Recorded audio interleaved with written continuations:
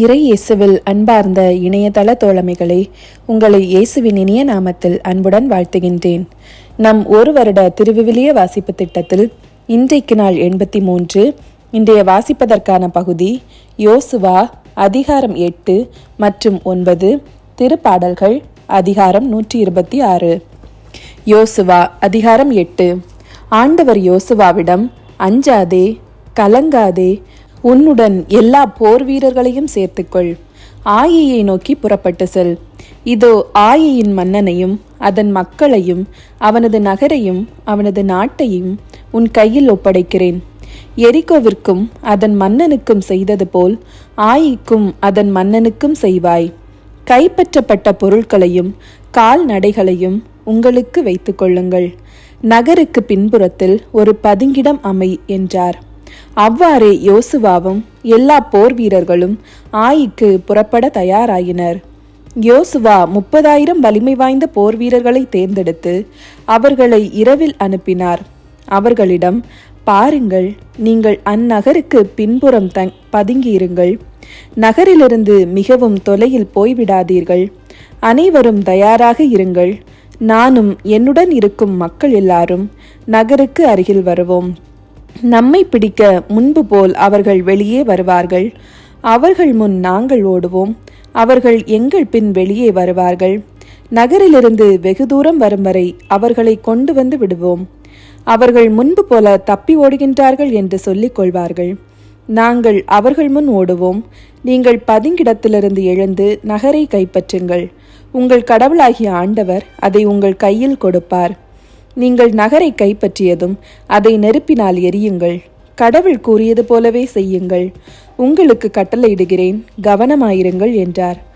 யோசுவா அவர்களை அனுப்ப அவர்கள் பதுங்கிடத்துக்கு சென்றார்கள்.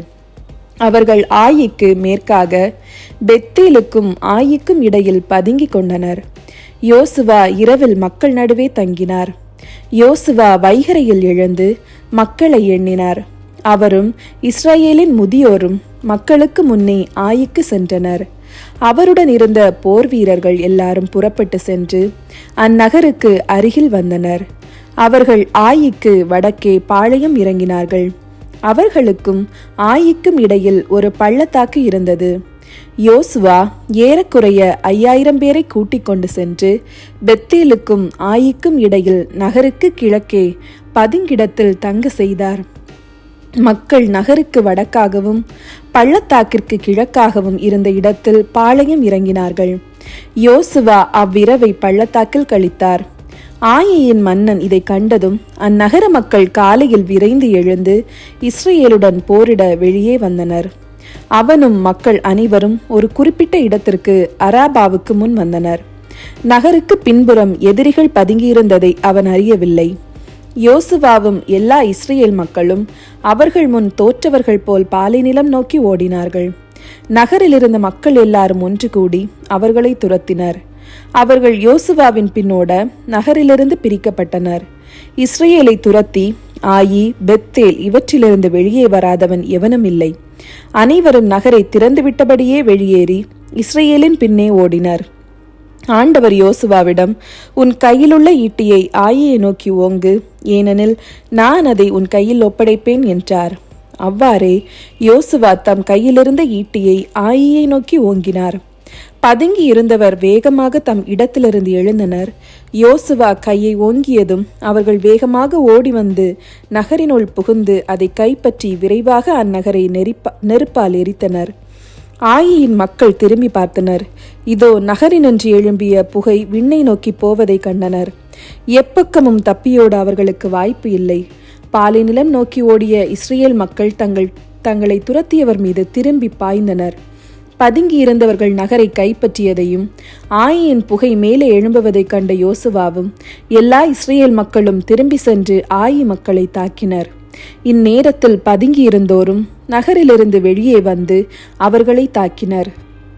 எனவே இரு பக்கமும் இஸ்ரேலருக்கு இடையே அவர்கள் சிக்கிக் கொண்டனர்.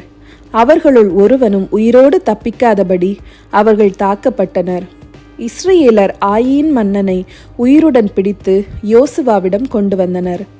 இஸ்ரேலர் ஆயி மக்கள் அனைவரையும் பாலை நிலத்தில் துரத்தி சென்று கொன்றனர். அனைவரையும் வாழ்முனையில் அடியோடு அழித்தனர். பின்னர் இஸ்ரேலர் அனைவரும் ஆயிக்கு திரும்பி அதையும் வாழ்முனைக்கு இரையாக்கினார். ஆண்களும் பெண்களுமாக அன்று இறந்தவர் 12,000 பேர். ஆயியின் ஆண்கள் எல்லாருமே அன்று வீழ்ந்தனர். ஆயியின் எல்லா மக்களையும் கொல்லும் வரை யோசுவா ஈட்டியுடன் ஓங்கிய கையை மடக்கவில்லை. யோசுவாவுக்கு ஆண்டவர் கூறியபடியே கால்நடையையும் நகரின் பொருட்களையும் மட்டும் இஸ்ரேல் மக்கள் கொள்ளை பொருளாக எடுத்துக்கொண்டனர். யோசுவா ஆயியை தீக்கிரையாக்கி அது என்றென்றும் அழிவின் மேடாக இருக்கும்படி செய்தார். அது இன்று வரை அப்படியே உள்ளது. அவர் ஆயி மன்னனை தூக்கிலேற்றினார். கதிரவன் சாய்ந்தவுடன் யோசுவாவின் கட்டளைப்படி அவர்கள் அவன் உடலை தூக்கிலிருந்து இறக்கி நகரின் நுழைவாயிலில் எறிந்தார்கள். அதன் மீது பெரும் கற்குவியலை எழுப்பினர். அது இன்று வரை உள்ளது. இதன் பின் யோசுவா இஸ்ரேலின் கடவுளாகிய ஆண்டவருக்கு ஏபால் மலையில் ஒரு பீடம் எழுப்பினார். அது ஆண்டவரின் ஊழியராகிய மோசே இஸ்ரேல் மக்களுக்கு கட்டளையிட்டிருந்தபடி அமைந்தது. மோசேயின் திருச்சட்ட நூலில் எழுதியுள்ளது, இரும்பு கருவிகளை கொண்டு செதுக்காத முழு கற்களால் பீடம் அமைக்கப்பட வேண்டும்.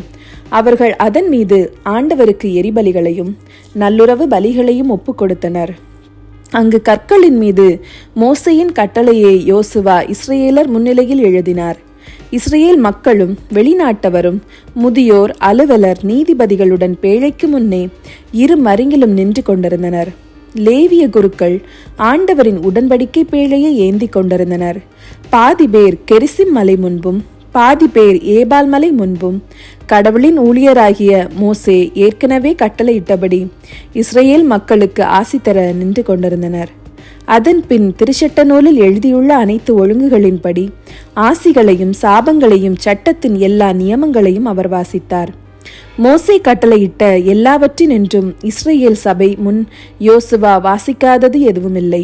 அப்போது பெண்கள், குழந்தைகள், அவர்களிடையே வாழ்ந்த அயலார் ஆகியோரும் உடனிருந்தனர். யோசுவா அதிகாரம் 9.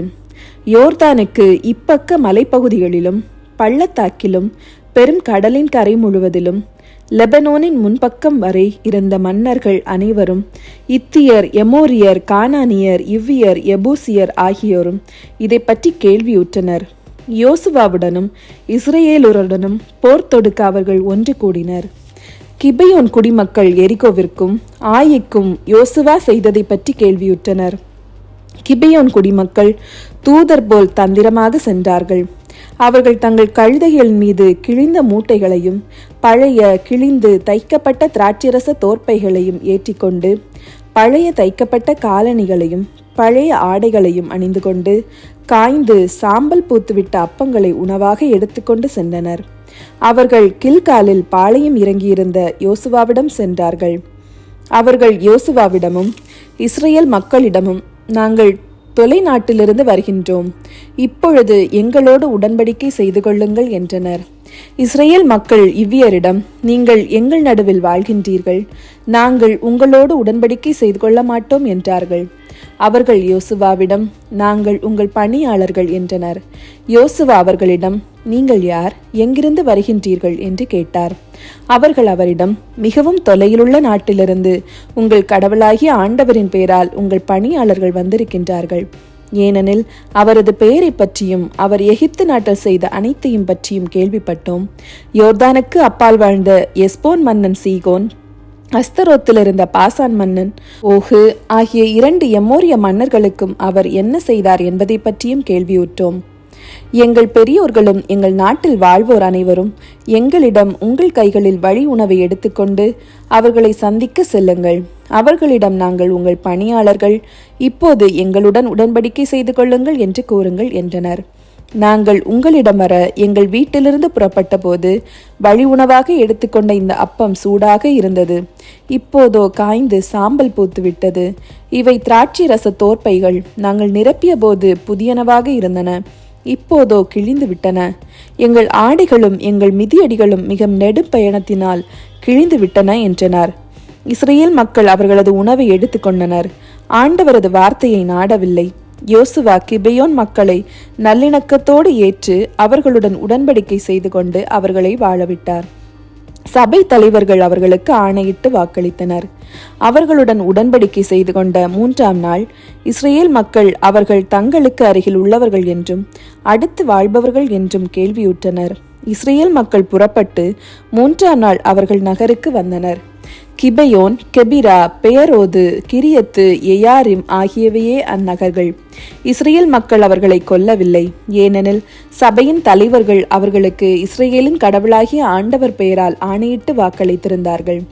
சபை முழுவதும் தலைவர்களுக்கு எதிராக முணுமுணுத்தது. எல்லா தலைவர்களும் சபையின் அனைவரிடமும் அவர்களுக்கு இஸ்ரேலின் கடவுளாகிய ஆண்டவரின் பெயரால் வாக்குறுதி அளித்து விட்டோம். இப்பொழுது நாங்கள் அவர்களுக்கு தீங்கிழைக்க முடியாது. நாம் இவ்வாறு செய்வோம், அவர்களை வாழ விடுவோம். நாம் அவர்களுக்கு கொடுத்த வாக்குறுதியை குறித்து ஆண்டவரின் சினம் நம்மீது விழாமலிருக்கும் என்றனர். மேலும் தலைவர்கள் அவர்களிடம், அவர்கள் வாழட்டும், ஆனால் சபை முழுவதற்கும் அவர்கள் மரம் வெட்டுபவர்களாகவும் தண்ணீர் எடுப்பவர்களாகவும் ஆகட்டும் என்று கூறி தங்கள் வாக்குறுதியை காப்பாற்றிக் கொண்டனர்.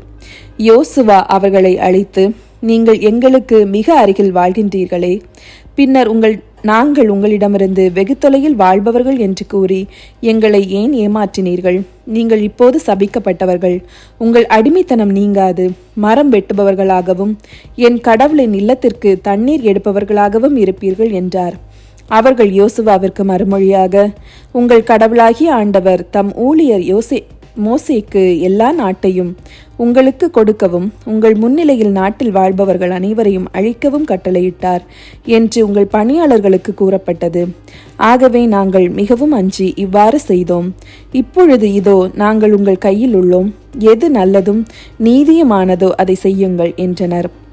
அவர் அவர்களுக்கு செய்தது. அவர் இஸ்ரேல் மக்களின் கைகளினின்று அவர்களை விடுவித்தார். இஸ்ரேல் மக்கள் அவர்களை கொல்லவில்லை. யோசுவா அந்நாளில் அவர்களை மரம் வெட்டுபவர்களாகவும் சபைக்கும் ஆண்டவரின் பீடத்திற்கும் தண்ணீர் எடுப்பவர்களாகவும் நியமித்தார். அவர் அவர்களுக்கு குறித்த இடத்தில் இன்று வரை அவர்கள் உள்ளனர். திருப்பாடல்கள் அதிகாரம் 126. சீயோனின் அடிமை நிலையை ஆண்டவர் மாற்றின போது நாம் ஏதோ கனவு கண்டவர் போல இருந்தோம். அப்பொழுது நமது முகத்தில் மகிழ்ச்சி காணப்பட்டது, நாவில் களிப்பாரவாரம் எழுந்தது. ஆண்டவர் அவர்களுக்கு மாபெரும் செயல் புரிந்தார் என்று பிற இனத்தார் தங்களுக்குள் பேசிக்கொண்டனர். ஆண்டவர் நமக்கு மாபெரும் செயல் புரிந்துள்ளார், அதனால் நாம் பெரும் மகிழ்ச்சியுறுகின்றோம்.